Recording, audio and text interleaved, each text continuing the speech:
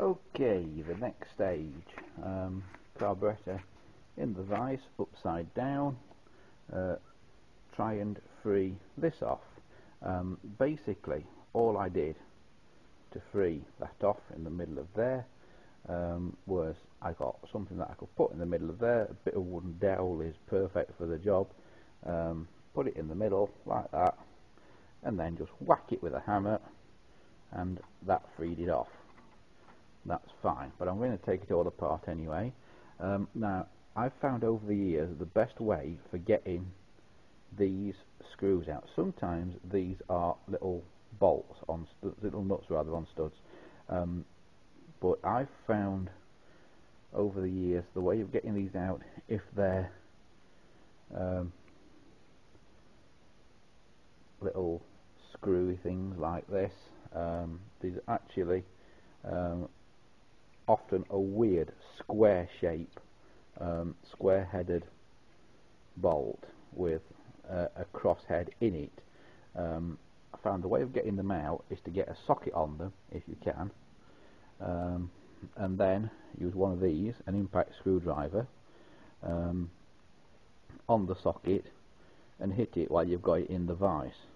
Obviously don't go mad because you don't want to break the carb, but that should free them up. That's what I've just done on here, and it's freed two of them up.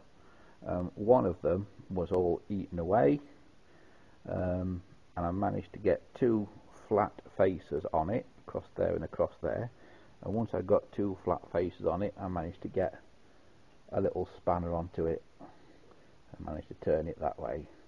So now all these should, if we're very lucky, come out. These ones, as you can see, there's a little washer on there, so don't lose it. I always try and put things back in exactly the same hole they came out of. I know they should all be standard, but often they're not. You know, little nuts and bolts and things get replaced over the years, so I always try and lay them on the bench in such a way that I know where they've come from. That one was mangled up a bit tight still, so put a little spanner on it and give it a whir around a few times. It's getting much looser now.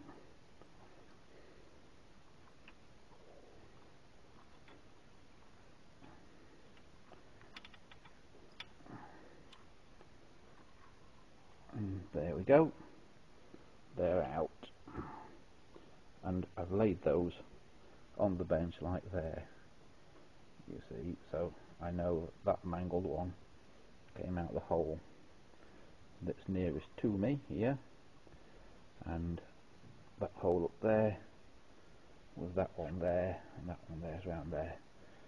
I always try and put nuts and bolts back together when I've taken something apart, just loosely.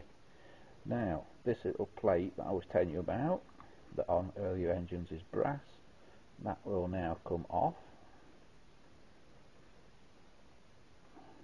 and there you have it.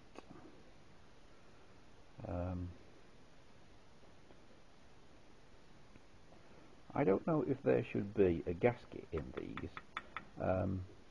I've never found one yet, but I've got a feeling there should be. So I think they just disappeared to nothingness over the years. And now here's your little spring-loaded plunger. But now you should be able to push out from the other end, because it sticks through the other end of the carb.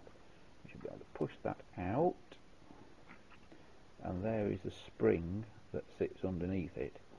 Do not lose the spring.